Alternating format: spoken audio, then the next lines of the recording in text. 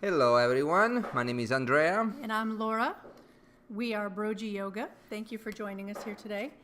We are at Arches National Park, and this is the Devil's Garden Trail that we're going to show you. And it is a beautiful trail. This is a spectacular, Yes. spectacular trip of that Laura and I took this fall, and it's as you see from the images, the hike was superb. I mean, you literally walk among these gigantic arches, Yes. and Lots of beautiful sandstone formations. and the colors are breathtaking. So I mean, this was a fantastic trip, and we hope we can get you excited just as much as we were doing the hike. So what's so unique about this, Laura? Well, this is a beautiful 7.5 mile hike, and it's a loop. So the first half of the loop has all the arches on it. So there's 6 arches. And then the second half of the trail is a more primitive trail. There's a lot less people, but it is also very beautiful as well. So I'd recommend doing the whole loop if you can. But if you're there to see mostly the arches, if you go in a clockwise loop, then you'll see all of those. I must say that we did run into a few people along the way, but it wasn't as bad. I was terrified because our last experience was at Zion, and Yeah, that was I mean, we crazy. stand in line for like 3 hours, and there were people everywhere. So I don't do too well in crowded places. I love these remote places, and I love to have a hike without running into too many people. But so it was pretty good, I think. You know. It helps that we went in March. We didn't go in the fall, actually. We went in March, and so it's lower season. I'm sure summer's a lot busier, so we did go at a good time. And we thought it would be really cold, but it actually was fairly comfortable. When you're hiking. So it's beautiful. You'll see later on that the mountains in the background have snow on them, and you'll see those we both filmed a class along this hike, and in the background you can see the snow-capped mountains, and it's just beautiful as a contrast to the landscape here. Yeah, so the area of the Devil's Garden is about 7 miles, about 12 kilometers, almost 12 kilometers, and it features a series of rock fins and arches. Mm-hmm. And do you know who discovered this? I do. Place? It was in 1920s. The prospector who was immigrated from Hungary, Alexander Ringifer, I hope I'm pronouncing that correctly, he came across the Klondike Bluffs, and he named this area the Devil's Garden. So he contacted the officials at the Denver and Rio Grande Western Railroad to determine if the land could become a tourist attraction. Well, the railroad company realized the potential and contacted the National Park Service to consider making it a national monument. And in April 12th of 1929, Herbert Hoover, the president at the time, created the Arches National Monument here. And then it remained a national monument until 1971. And that is when Congress passed a bill that redesignated it as a national park. You really studied. My I gosh, did. you Are have you nothing impressed? for me to say. You said everything. Well, I did look up a few things for this for the park overall, and these formations actually go back to 300 million years ago. 300 million That's years ago. I mean, I mind-boggling. can't even put that together. And so the ocean, the sea covered all these areas, and apparently the sea evaporated and reformed about 29 times in all. So, and then it left a bed of salt, and the salt was covered by debris, rocks, and apparently that's how these arches formed. But it's something else interesting that actually I read is that these stone formations can only last a few thousand years. I know, isn't now, that crazy? Few thousand years seems you say, my God, that's a lot. But when you're talking about, on a geological time scale, it's really a short time. It's not that much. And you can see that I will actually, when we were under what was the name of the rock that The balancing rock? The balancing rock. Yeah. So this is a formation where there is like a tower on top with a huge boulders that feel It looks like it's gonna fall. It looks like over. it's gonna fall over anytime soon. And since it is sandstone, honestly, I mean, you never know when it's gonna come down. So I didn't go under. I just took a wider hike around, just in case. Okay, here we are climbing up. I think we just passed. I don't think we got footage of the what is it called? The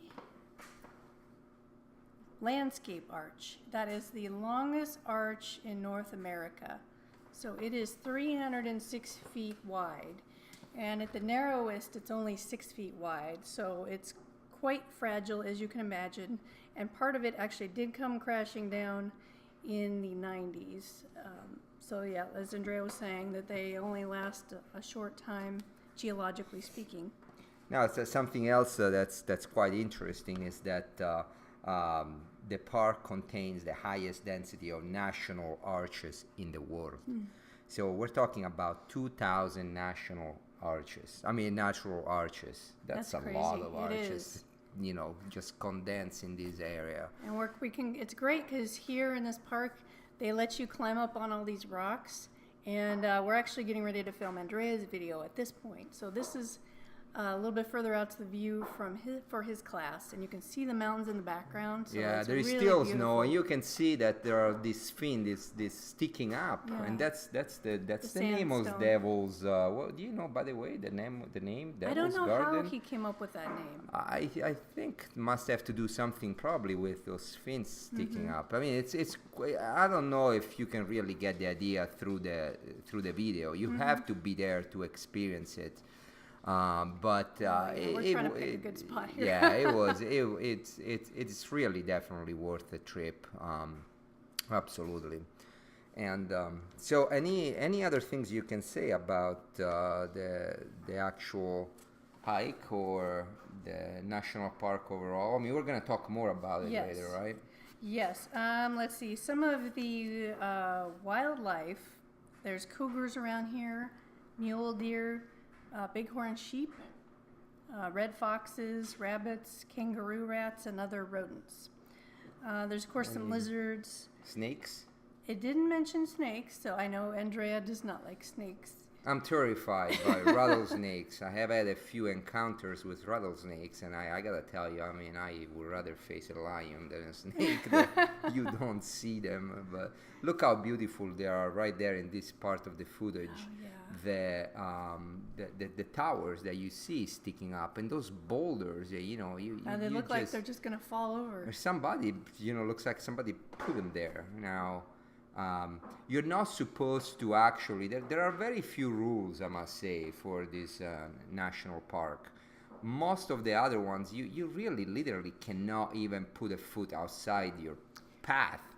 But here, as long as you don't climb the arches. Yeah, and here. Hey, are you going to say that? Yeah, well, one thing, we're here at the Double O Arch, and Andrea was a naughty boy. He actually did climb on top of the. Well, I arch. didn't know.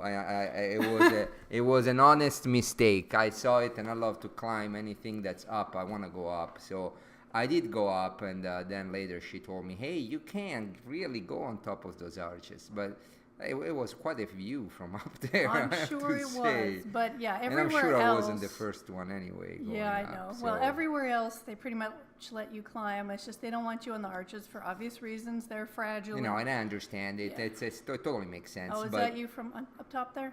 Did you take a video up top? I don't know. must Is this incriminating me? Yeah. It doesn't say it's I'm on an arch. Looks But like. the view was great. I mean, I could do yoga there all day long, right? Yeah. Actually, when we shoot our video, it wasn't too bad. weather-wise. But Right, the it was second pretty nice. one, as soon as the sun goes down, Oh, it gets it's quite cold. You know, it's really cold. So as long as the sun is out, it's actually quite pleasant. Well, But as in soon as March, in that summertime, was March, yeah. it gets quite warm there. It's toasty, huh? Yes. So yeah, as you can see, Andrea's being naughty. Some of the other arches that you come across, they have the Partition Arch, the Navajo Arch. We showed you the Double O, Dark Angel, and the Private Arch. They did have one called the Wall Arch, but that collapsed in 2008. Somebody probably climbed on top of Could have been it. you. Collapsed. Were you in there in No, 2008? it wasn't me, I promise. I promise. So, what is one of the things you like the most about the actual trip there? And this is just one of the video. Again, we have other videos, but if there is one thing that you could pick that was your best, what would you say? Gosh, that's hard to Beside pinpoint. having your husband, lovely, Well, of handsome course. husband next to you, what else? It's just the views are just so breathtaking, and we do love the hike. The hike was actually a pretty good hike, and there was some challenges there. It is not the longest hike, though, is it? No, I mean it's I 7.5 think there are more miles. challenging Yeah. hikes there, but this was just perfect because you really experience. You know, it's one thing is to go up and without even looking at the surrounding, but here there is so much to see. You want to take it all in. Exactly. So, It's just you have to stop and look around and just enjoy nature because it's. I mean, gosh, you have all these sandstone formations, the arches, and then you see the beautiful snow in the mountain in the background, and it's just gorgeous. And here, I believe this is the primitive side you can see on the video here. After the Double O Arch, that's about halfway on your hike. So after that, everything is considered, if you're going clockwise, the primitive trail. So there was a lot less people here, which was nice because we could really just, I mean, as you can see, it's also very beautiful on this side. yeah, from far away you can still, like we mentioned, you can see the mountains the snow on the mountains, which makes a beautiful contrast. And as you said, there weren't many souls that we ran into, and it makes it even more enjoyable, at least for me. I don't like too many people on the hike. It kind of takes away. But you know, as you can see from here, your eyesight can just wander, see for miles and as you miles. can see out, so there is nothing blocking your view, and it's so just beautiful. But anyway, so this is it for this time, and we will continue on the next video. We're gonna have more footage. Yes, And, and then next week we'll have my class along the Devil's Garden Trail. So that's also a 30-minute video. Andrea's is as well. So look for that. But so we will see you next time. Namaste. Namaste.